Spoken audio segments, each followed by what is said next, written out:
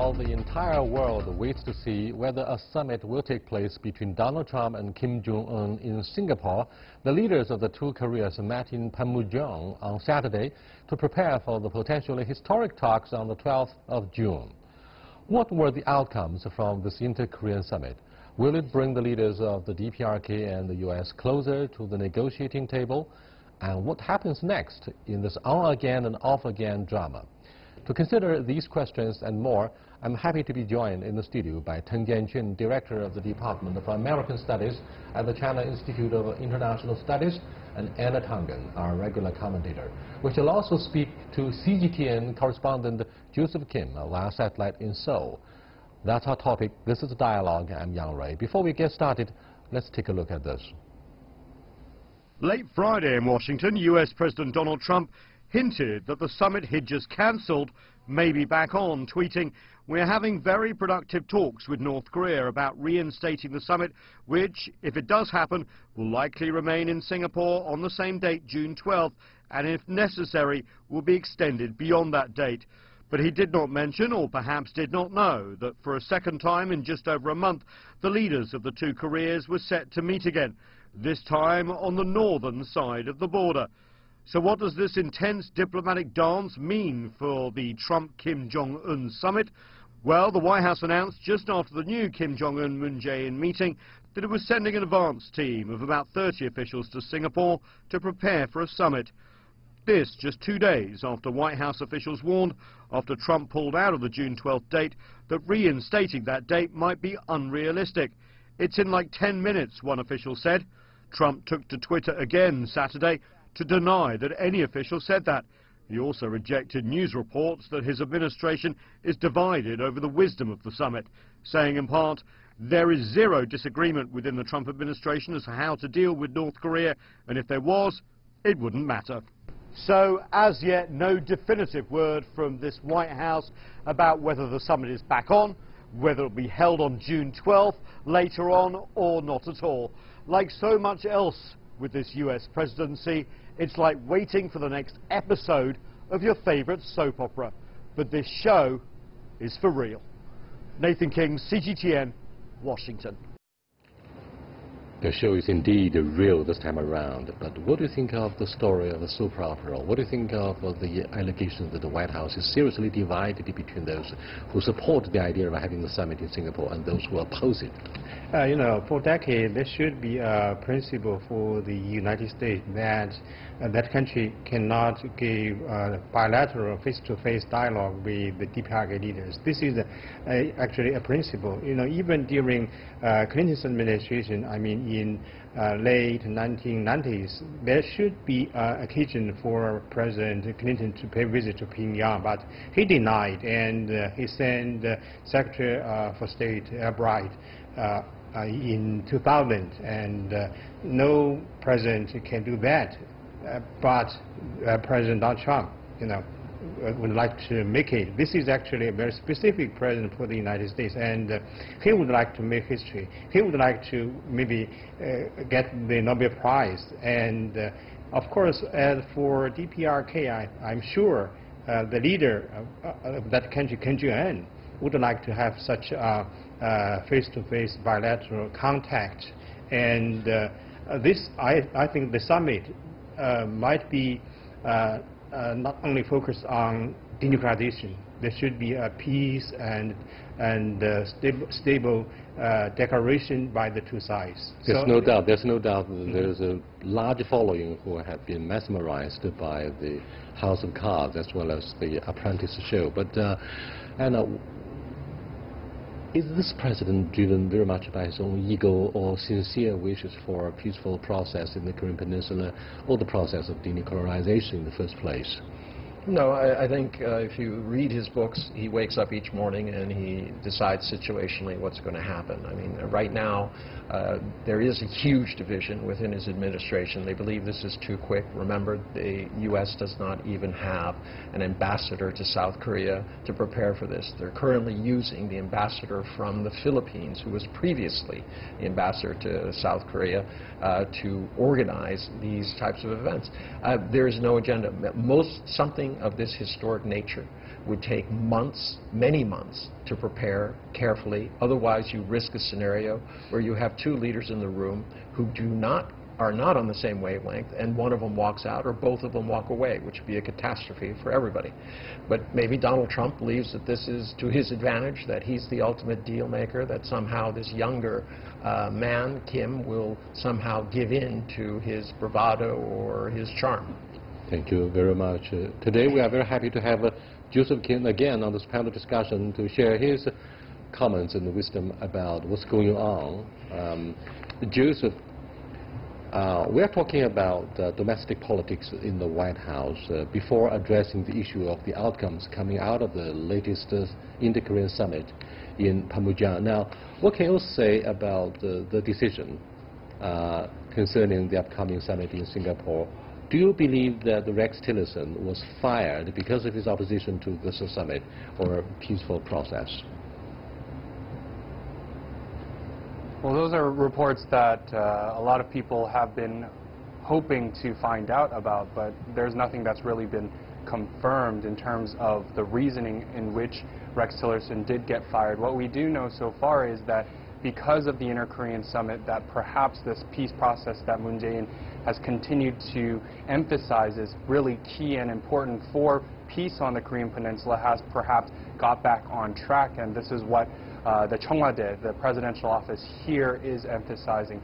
One other point that Moon Jae-in really made on Sunday is the fact that there is a lack of trust between the two sides, and this is something that really needs to be amended in terms of the DPRK trusting the United States and the United States really taking into account what the DPRK is saying. So these are all aspects that really the South Korean government is trying to put into consideration and trying to work out between the two countries. Even though Moon Jae-in did say that he's no longer going to play mediator, it does look like he has to go back to trying to consult both those countries. Joseph, there's no doubt that the majority of the elites in the United States don't trust their president. But given the sincerity of Mr. Kim Jong-un and his fixed will to solve the domestic problems and the huge impact of the UN economic sanctions, we don't question his sincerity to rid the Korean Peninsula of the nuclear weapons. But first of all, do South Koreans trust the U.S. president, his whims, and the flip-flop that we saw unfolding before us? Well, if we look at the latest polls in terms of what's coming out of South Korea, we know that the South Korean public is very hopeful on this peace process. They're hoping that whatever DPRK leader Kim Jong-un says in terms of his commitment to denuclearization, he's actually committed to it. And they're also hoping that Trump, when he says that he's willing to meet Kim Jong-un, and when they do meet, that some sort of agreement will happen, that this will actually be beneficial to the South Korean public. Now, in terms of whether or not the South Korean public does really believe Trump, if we look at all the polls indicating so far, we do see that there is a bit of lack of trust, especially because of his haphazard moves and how he's been very sporadic in his decision-making. However, there is still a sense of hope that the South Korean people will see some kind of peace on the peninsula. One other note is that in terms of the two leaders, we have seen that even in the state media by the DPRK, they have continued to say that it is a process for them to denuclearize, whereas the United States has continued to say that they want complete, verifiable, and irreversible dismantlement of the nuclear weapons. So it does seem to be conflicting ideas in terms of what denuclearization actually means. Thank you so much. Jian-Jun, what do you think should be the most likely outcomes of the latest inter-Korean summit? There should be more consensus on the step to maintain the momentum between the two sides, and there should be some new consensus on the coming summit between DPRK leader and the United States leader. So I think this is very important. Of course, the second summit between the two Koreans actually it was a result of the invitation from Kim Jong-un. And I'm sure Kim Jong-un and Moon Jae-in, they both have been playing the game very carefully, especially for Moon Jae-in, and he has been trying his best to maintain balanced relation with Kim Jong-un and with President Trump. And yesterday, during the briefing, he was asked about the roadmap to the denuclearization of DPRK. He said this time the ball is on the U.S. side and on DPRK side, and Moon Jae-in gave no clear-cut explanation on such a roadmap. But before that, he had said once upon a time that there should be a step-by-step plan for the denuclearization. So I'm sure Moon Jae-in has learned lessons from the history, and he would like to maintain the momentum, and so he tried his best to have more room to be a bridge between the United States and DPRK. And obviously, Mr. Kim Jong-un wanted to get something, if not a guarantee, from both South Korea and China, because he made a surprise visit to China for the second time in Dalian, meeting with President Xi Jinping. And this time around, upon such a short notice, he went to Panmunjom along the 30th parallel line and met with Mr. Moon. What did he really want from the two sides? Moon or Kim? Kim. I'm talking about Kim. He met with Xi Jinping. He met with Moon Jae-in for the second time. In both cases, he met the leaders in second time. What did he desperately want? He needs a way out of this, and right now, as my colleague has indicated, there is a position do not match.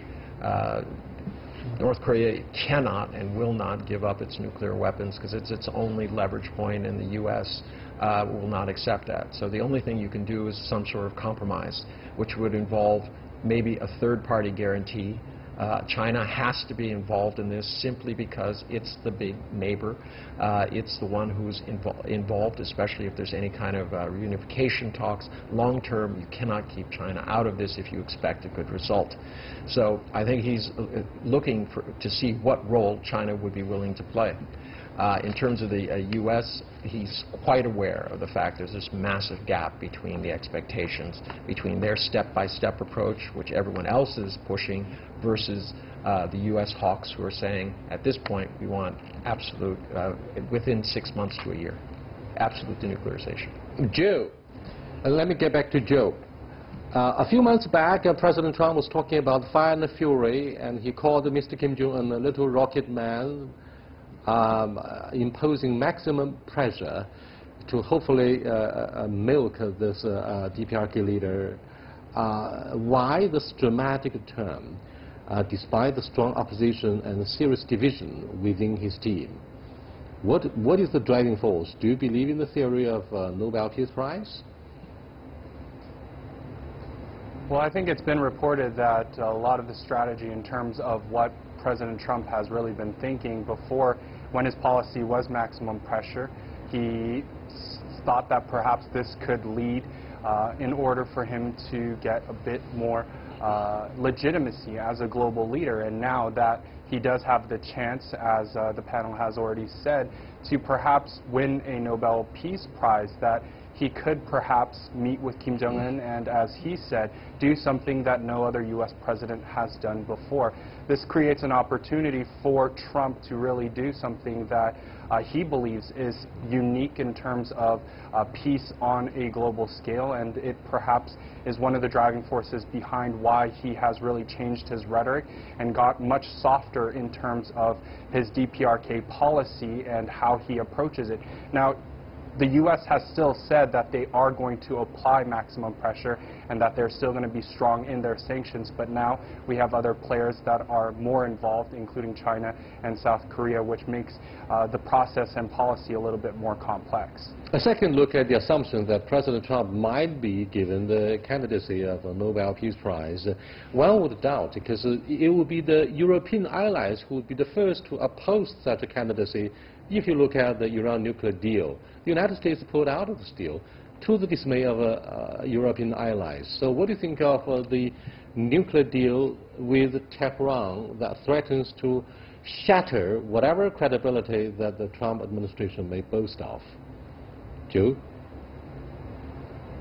Well, I think the U.S. government really right now is trying to understand the policy that Trump is trying to pursue, especially because many are confused why they took a certain approach with Iran and then now they're doing this policy with the DPRK. And many speculate perhaps that what they are pursuing with the DPRK could end up looking like what they initially had with Iran. So it does seem that there is conflicting reports and conflicting ideas and opinions within the White House as to what Trump should do. But at this point, I think really Trump is trying to settle this issue on the Korean Peninsula because he does see it as a way for him to continue to stay on the main stage, especially give him more credibility in domestic politics, which his numbers, as we've seen, are not doing so well in terms of approval ratings. So the DPRK really does give him that opportunity in terms of gaining more favor and legitimacy as a leader. Okay. Thank you so much. If I could respond to that. Actually, his poll numbers have been going up since this situation, so he's enjoying this. And it is one of the few issues that he's embarked on which has changed the conversation in Washington. There's less noise on all the other channels about all of the domestic woes and lawsuits, investigations that he's facing. So I think in his particular case, yes, this is working for him. Regardless of how much confusing it is, or the trust issues, everything that goes into it, he's looking at the midterms elections. He's looking to pull a rabbit out of the hat, literally, so that he can try to save what is now looking to be a possible rout. It doesn't come as a surprise that the many Chinese netizens are following his presidential tweets. Every morning, the first, most important thing that the Chinese are happy about is the latest tweet of Donald Trump about either escalation of tensions or improvement of the situation in the Korean Peninsula or the issue of ZTE. For example, he complained to the lawmakers in the D.C. that it is me who punished the ZTE, charging them $1.3 billion US dollars, and you guys did nothing, particularly during the Obama administration. So what do you think of the chance for him to survive the midterm elections? I mean, in terms of domestic politics, do you think the power base of his constituency has been largely built up as a result? According to the studies in the United States, that the supporter, for President Donald Trump are still there, and for them around 42% of the electorate. Yeah, depends on which one you're talking about. It's 42 to 47, 48%. Yeah, especially after the strike against Syria and the deal with Iran and with Israel. So the DPRK nucleus might give more and more assistance or give some more support to President Donald Trump in domestic politics, and this is very important. I'm sure Donald Trump is very clever. And he's not only a merchant. He's not stupid, and he's also blessed by the robust performance of the U.S. Embassy. Do you think he's also blessed by the robust performance of the U.S. Embassy at this moment? Look at the employment rate, which is very good. The U.S. economy is going very well, but it has very little to do with him. The economy goes in cycles, which it started before he was elected. This would have happened regardless of who was in. The tax cut, yes, pushed things on. But I think it's a mistake to say that Donald Trump is clever. No one knows what his real thinking is. Is he situational? Is he I made the mistake. I should have invited a supporter of Donald Trump to join the discussion, because you are pouring scores on your president, whom you don't like so much. No, it's not I've never met the man personally. The issue is the policy. All right, and a lot of people are saying that that the intellectual elites are going in one way and the people are going another. I understand the furor that the American public has, especially those who've been minimized in the middle class and the lower classes. But Donald Trump is not the one who's helping them. He has consistently passed legislation which is hurting them, everything from recalling Obamacare to making sure that they have to pay more for their mortgages. There is not a man who is helping America. He's helping his friends who are in high places and doing very, very well. So this is the issue. It's not a question of liking the man. It's a question of what does he represent and what will he do for his people. Yes, there's no question about the whims of the Donald Trump presidency. There's no question about the unpredictability of the DPRK leader, Mr. Kim Jong-un. However, one thing is sure. After 2 rounds of flip-flops, the 2 leaders are determined to make it happen, to really meet in Singapore. The issue is, it seems Chinese netizens in their thousands are most concerned about what's going to happen in the DPRK after the denuclearization is made possible. Do you think they would learn from China, draw inspirations from China's 4 decades of reform and opening up, in the spirit of their document released after the third plenary session of the 7th National Congress of the Korean Workers' Party? Do you think something big is emerging quickly? There should be 3 possibilities for DPRK leaders to stop or to suspend all the activities in nuclear and in ballistic missiles. First, they cannot continue such a development. The second, they have already got the nuclear bomb and they would like to put in the storage. And the third is that Kim Jong-un has really realized the importance to stop of the activities in nuclear bomb and in ballistic missiles, so he can get a good international environment for domestic development. So there are many possibilities for us to understand Kim Jong-un and his Labour Party's decision to suspend the development of nuclear bomb. But I think at this moment DPRK actually will continue the game with big powers. I mean, with China, with the United States, for DPRK's own interests. For example, the international sanctioning. Can that be lifted in a short time? Can DPRK be denuclearized in a short time? No, I don't think in such way, because denuclearization is very complicated. There should be a long time, maybe years, maybe decades, for DPRK completely eliminate all nuclear facilities. Maybe 100 nuclear facilities in DPRK. How can they get such a money? And how can they satisfy the physicists? There are thousands of scientists working in nuclear area. So this is a very important arrangement. The denuclearization should be the terminal stop for DPRK. I don't think during the summit that to be happening in Singapore. But Trump says their strategic patience is over. Well, look, I agree with you completely, but from the U.S. perspective, it is not tenable. It's not possible to allow a process that's going to even take more than 1 year, because there's this belief that the U.S. got played the last 2 times, once by the grandfather, once by the father. If this happens, Donald Trump was one of the people who said, "I will not be played, all right, by these kinds of leaders. I will not follow into this." So this is the real difficulty. But on the economic side, think of it this way: how do you handle your own people when you have told them that since the end of the war that everything in North Korea is better than the whole rest of the world, that the rest of the world is suffering despite everything else, and that they are doing better than anybody? Once you start, if you would have a huge culture shock, if tomorrow you were to start opening up free trade zones and allowing people to have free access, it will take time and very careful management by the DPRK side to adjust the expectations and feelings of their people to this kind of new reality, if in fact that's what they're aiming at. Joe, what do you think of this scenario in the post-denuclearization DPRK? Will expectations of the ordinary North Koreans be met in rebuilding their economy, which is currently in tatters? Well, I think the expectations from ordinary citizens in the DPRK right now, we can't really tell what they are, but what we do know is that they've had to really survive on their own, especially ever since Kim Jong-un came into power. He's really put in economic reforms, started and allowed private markets to really flourish, and from there the private citizens, they've really done things on their own. So right now we've heard from Kim Jong-un, when the first intra-Korean summit happened, say that he wanted a Vietnam-style economy.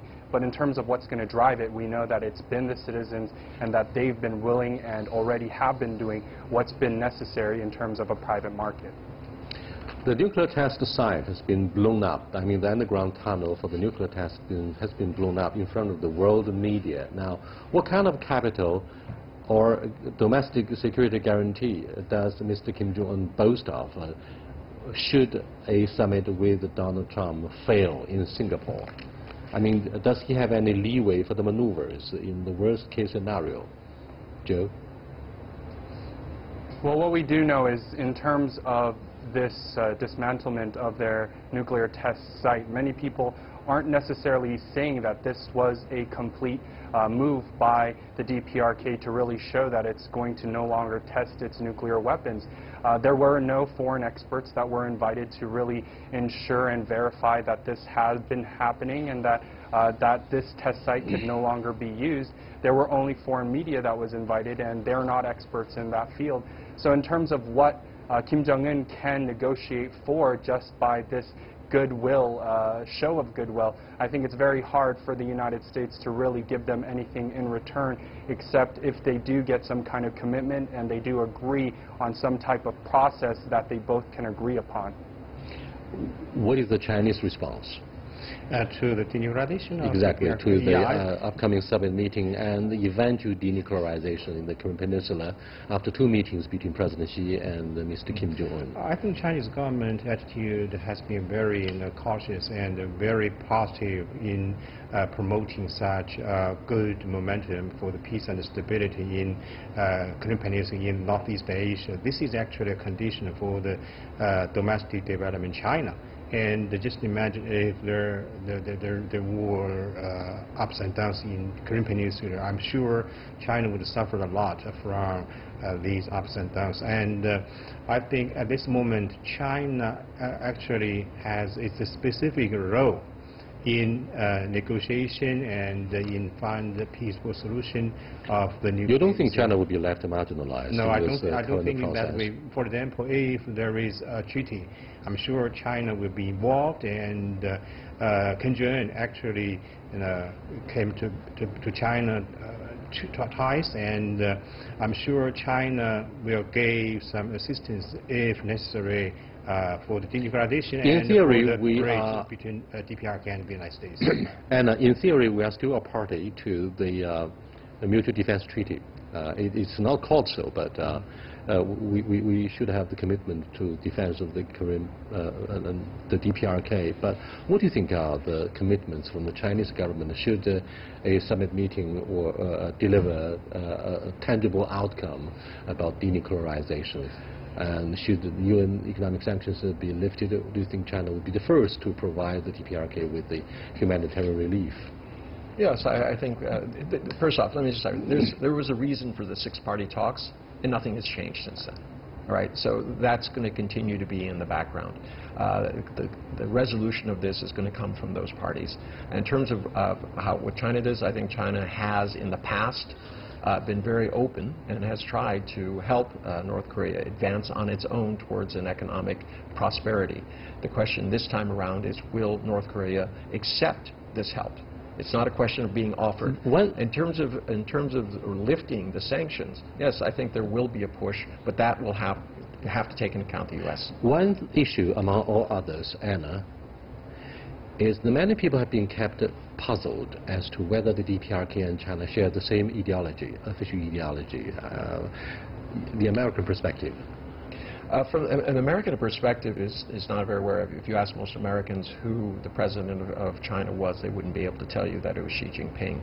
So the nuances of that, I would say that the people who are involved in this are aware that the DPRK and China share no ideological background, that where it started from originally, yes, they were both communist nations run by very strong central governments and people. At this point, it's become a family succession. And it's very difficult. I mean, most Chinese feel estranged from North Korea because of the path that it's taken. It has not helped its people. It has a hereditary dynasty. The father of Mr. Kim Jong-un came over many times, obviously in the hope of drawing inspirations from China's reform success. With that, we come to the end of this discussion. Thank you so much, Joseph Kim, Anna Tangen, and Tim Yanchen. I'll see you next time. Goodbye.